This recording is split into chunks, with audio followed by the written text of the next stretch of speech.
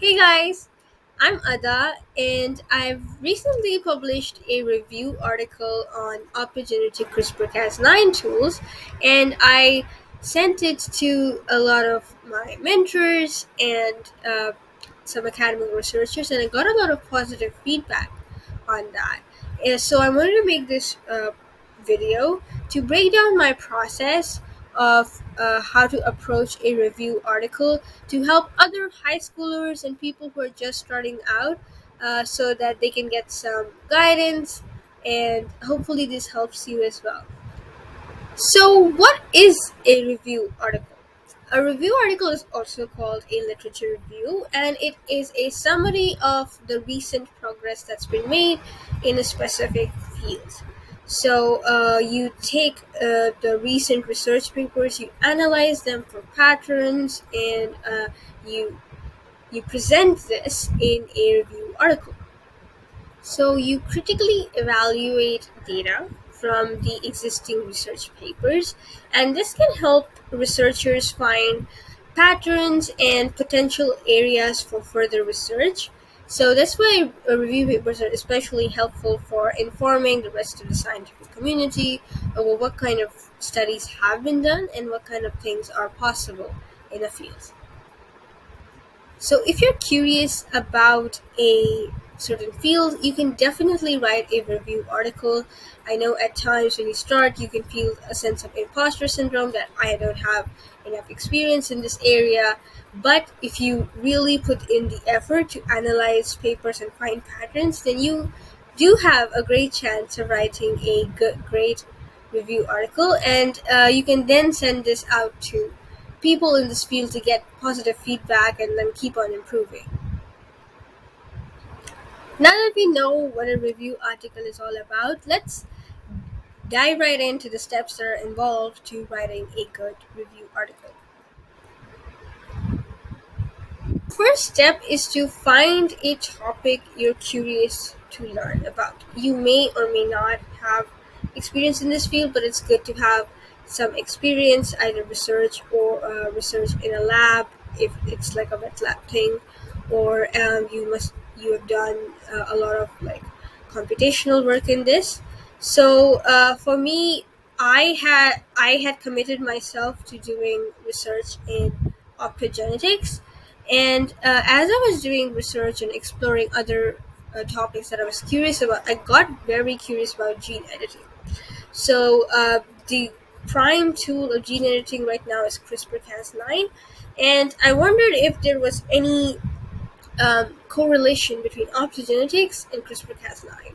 So I did a basic Google search on Google Scholar, and turned out there were papers in this, and there was this field within this intersection that was building up to genetic CRISPR-Cas9 tools.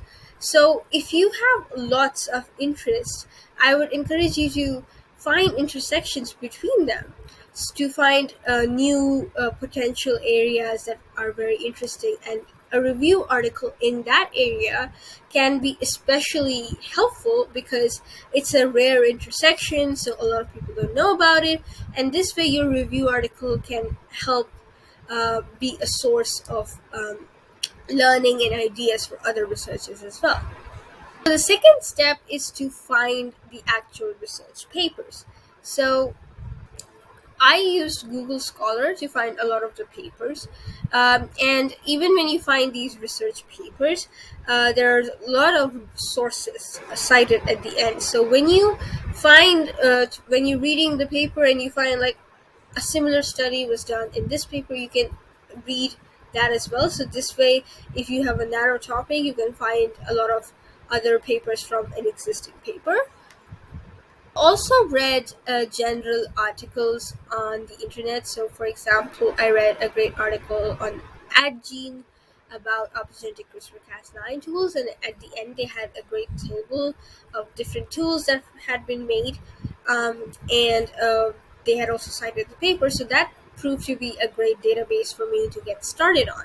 And through reading some of the papers, I found that which ones were of my interest. So from these papers, they can sometimes be a little bit different. Uh, so, for example, in optogenetic CRISPR-Cas9, some papers were targeted at gene editing, while some were targeted at gene activation and silencing. So I decided early on that I'll only focus on gene editing. So that in that way, my thesis was much more direct, and it was easier for me to know which papers to analyze. Otherwise, you can sometimes get confused. To understand which papers are relevant to your field of study, or if you're not really sure about which particular subset, then I recommend reading papers you're interested in, or that have some sort of relation with your topic, and reading the abstract and the discussion and conclusion at the end, because that gives a great introduction to what the paper is all about, what kind of methods and what kind of intentions they had, and what they actually found.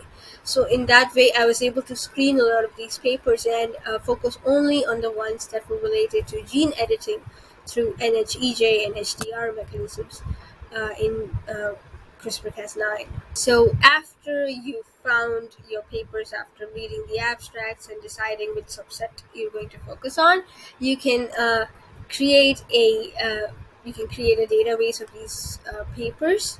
So the third step that we come to is the actual analysis. And this is where it gets interesting. So this is where the actual work gets started. So when I was starting out, I saw a couple of YouTube videos to get a great understanding of how academic researchers can structure their analysis, and I ended up building this table, which I'll walk you through, and I'll also link the sources which inspired me to create these at the end, so you can also look at them, and if you want to modify this further and learn more. So it in the left side, these are all the metrics through which I break down the papers that I am really interested in. So these papers are the ones I've already read the abstract and conclusion, so I know that they're specifically directed at what I want my thesis to be. And as you read more and more papers, you can find which topics exist in this field. Because for me, optogenetic and CRISPR-Cas9 was the intersection was completely new, and as I read the abstract and stuff, so I was able to have like a high level understanding of what I wanted to do. So like a comparative analysis of different tools, because I learned that there are many tools in this area, and then I saw that okay, what kind of things can these tools do? So two things mainly: activation, silencing, and editing. So I focused on editing because that was my prime interest. Go over the metrics. First is the title, then the background of the research. So, what is the context of the research? What has been studied or determined already? And so you can, from my experience, I found that you can find most of this in the abstract, the first two questions, and I added this like benefits of using optogenetics and disadvantages of the current methods. So this was really help. These two categories were really helpful for a comparative analysis. So what are the benefits and what are the disadvantages of the current methods? Because this shows that why is this study important? Like, what are the problems with the current methods, and how can this new approach tackle some of them? So, then this is also important to understand when is the research conducted, so you can like understand the whole timeline of because when a research is published, that gives you understanding of okay, this is what the current understanding of this field was at that time, right? And then we come on to so most of this you can find in the abstract and introduction, and then comes to the methods used in results. So the results was the main thing I analyzed, because they have all the sets of experiments that were conducted to find their conclusion and further their understanding. So this all is results. So uh, for every experiment, I used to ask, what was the objective?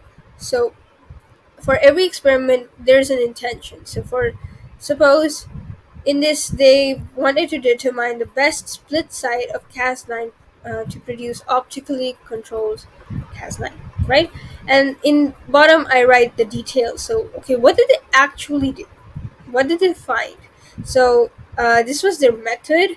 Okay, so they used like this rapamycin inducible dimerization system. They selected 18 candidates, split sites. So a lot of this is the information you can actually find in the paper, so it's not that hard. What we're basically right now doing is we're not doing anything original at this point. What we're doing is just categorizing everything that we found. So I find that in this way, even if like at times I'm just copy pasting different findings in different tables and columns, but it's at the end when I'm starting to write this, I can like see at a glance like, okay, what was the paper, what was being done in the whole paper. And in the end, I used to write the detailed conclusion or the result that they found in this particular experiment. So, and I repeated this for all the minor experiments. So I think in one study there were like 13 experiments. So just doing that, and like as you continue to categorize everything, it just becomes more structured. Results, I used to break down what they found, and that was done earlier in these different mini experiments. So basically, this is also stuff that you can find in the paper itself towards the end. So like PACAS9, which was the tool analyzed in this paper, this expressed in human embryonic kidney cells. What did it do? It induced genome sequence modifications through NHEJ and HDR. So this is like a great summary, and you can find that in most of the papers. For the data, there if you find certain tables and graphs that are very striking, you can mention that. And this turns out to be quite important. So, were there any limitations or setbacks? Right. So, sometimes these are clearly mentioned, as it was mentioned here, and in certain papers it is. Sometimes it's not. So, what I did in the end when I was writing the paper is like to find, you have to like really work sometimes to find the limitations. So I found that even in these mini experiments, these sometimes they don't really go according to plan, or sometimes they highlight something that was not anticipated before.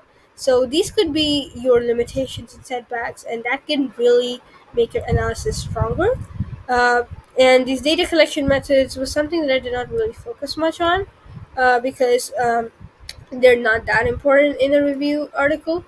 And in the conclusion, so you just break down what did the author learn overall. You can also find this in the conclusion or discussion section, and like were there any limitations or setbacks mentioned when they were discussing this result.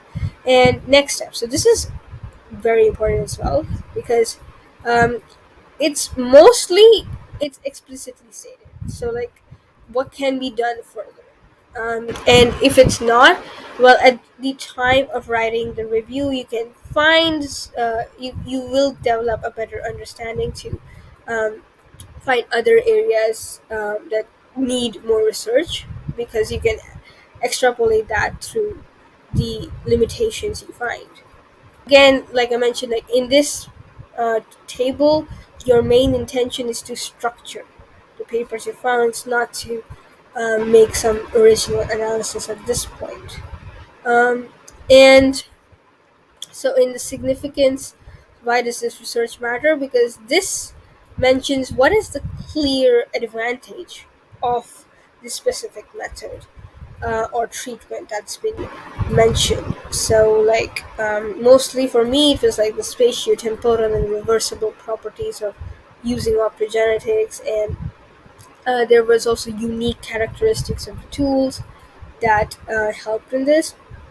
Who does it matter to? So, who will this research actually help? So, this mattered a lot to people who want to do precise genome editing in vivo, or gene edit it in deep tissues. And you can also like sometimes explicitly state at the end implications for my study.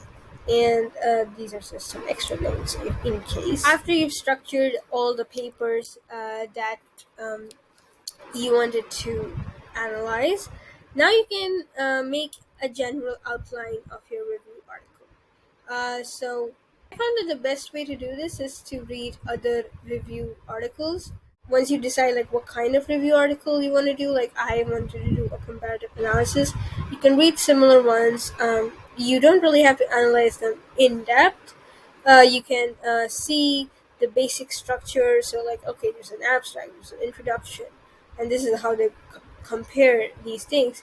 Doing a high level analysis of that review article is also great to help you get some pointers over what is the accepted format of these kind of review articles.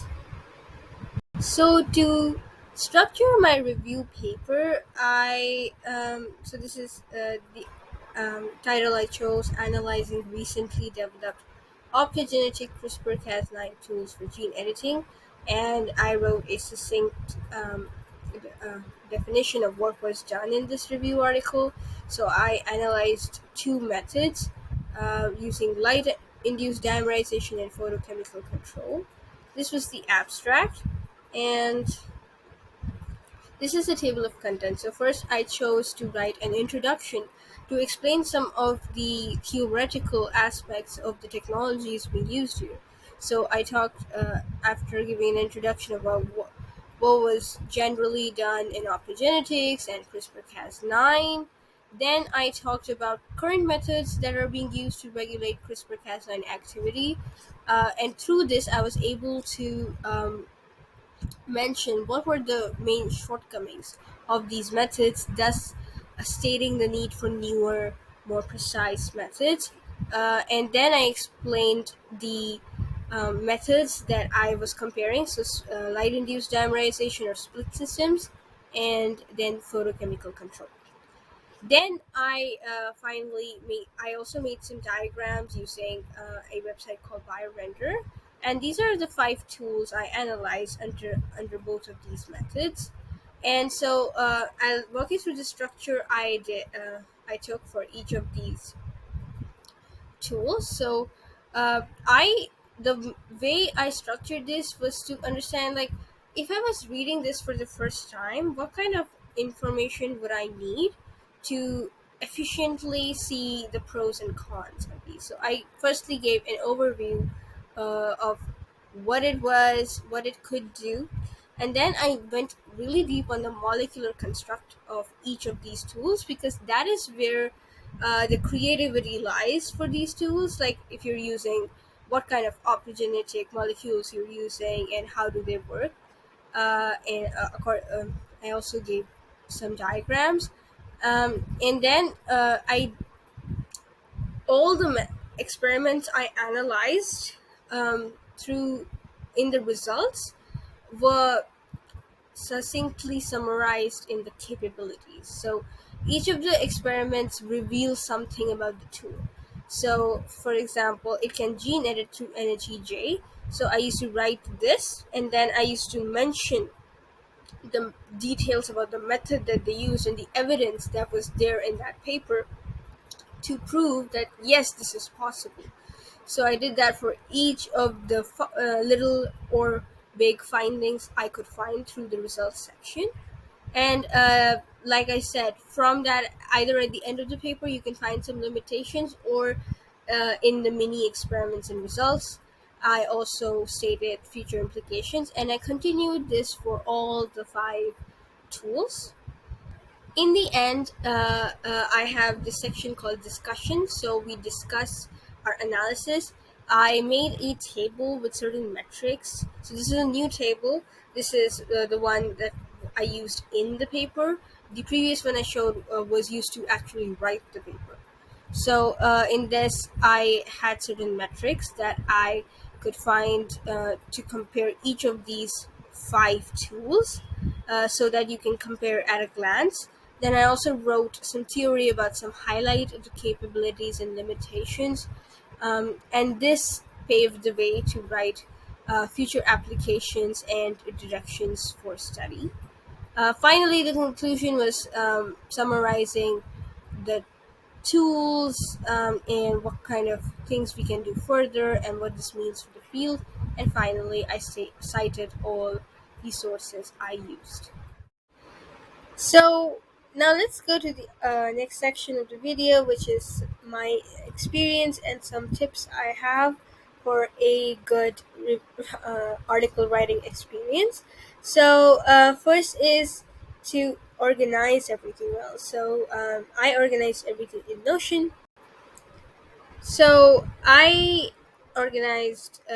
This is my organization in Notion. All the ideas I had at the beginning, I used to write in the about paper. Used to um, even link the similar articles, and this was an article I really found helpful from AdGene, and that's why I broke this down further and refer to this database. I stored other relevant papers here in the about section. Then the sources were some of the other resources that helped me write a good review article, and I will link this in the bottom uh, of the description box. The reading papers is where I have this database of all the papers at a glance. I also noted some experience and tips along the way. This is my storyboard of how I broke everything down, and even for the videos I made. And this is the analysis at a glance for the final paper. So this is the one that's included in the actual paper itself. The second tip that I have is that your first paper that you read and analyze and structure in the paper will be the hardest. So it's whether I'm taking too much time to analyze this, or how much of this will I actually put in the review. But there's you cannot really tell that at the start because you really don't know what is useful for your review article and not. So and when you're analyzing research papers, you're exposed to a lot of detailed and new information. So it's bound to take your time, and you don't have enough experience in that field to really know what's useful and what's not. So for the first paper I did in my first method, so I analyzed two methods in my review article. The first one was the hardest. The second one was easier because I found some patterns and similarities over what kind of experiments they were doing. So I had a better understanding of that, and I was able to do that quicker. But my advice would be to, if it's taking time, then take the time. It's not wrong to put time on these things. These are things that PhDs do. So if you're somebody who's new to the field, so it's okay if it's taking you a ton of time. As you keep on analyzing these papers, you can find out themes between these papers and then decide which theme your review article wants to follow. And the second tip I have is the third tip I have is get started on writing a first draft once you have a basic structure in mind. So you don't really have to wait until you analyze all the papers to get started on writing. So what I did was I deeply analyzed 2-3 papers, and then I did a high level analysis and the structuring of the other papers, and then I got started uh, on the writing process, because otherwise there was just an overload of information, and I was not able to summarize that. So for me, because it was an analysis of tools, so I got started on the first two tools, and what that helped me with was that gave me a better understanding of what are the things I'm actually using in the paper in the end. And that helped me understand what was useful and what was not, and then that gave me further data points to analyze the rest of the papers much more efficient. My fourth tip would be don't go too broad, because otherwise then your thesis lacks that directness, and then it's not as efficient. You shouldn't go too narrow as well, like not too narrow to the point that you cannot find enough information. But if you, in this beginning you're struggling to find information in a rare topic, then finding papers through the sources cited in the papers is also a good idea. So have some patience in the beginning if you're not able to find all the relevant papers. But if you spend too long trying to find relevant information, maybe that's a sign that you need to shift to something that has more data on. So, lastly, once you're done with the whole writing process, you can publish this. I published mine on Medium, and then what you can do is send this to academic researchers within this area, personal mentors if you have them that are helping you build your project, and then through their feedback, improve on it to have a professional review article. Right now, I am going to reach out to academic faculty who can help me uh, refine my review article further and try to get it published in a peer reviewed journal. But yeah, so this was a whole walkthrough through the process that I took to write a review article. It definitely takes a lot of time, but if you have patience, then the results can be very rewarding to have your own review article. Well, I hope you take care and have a great day.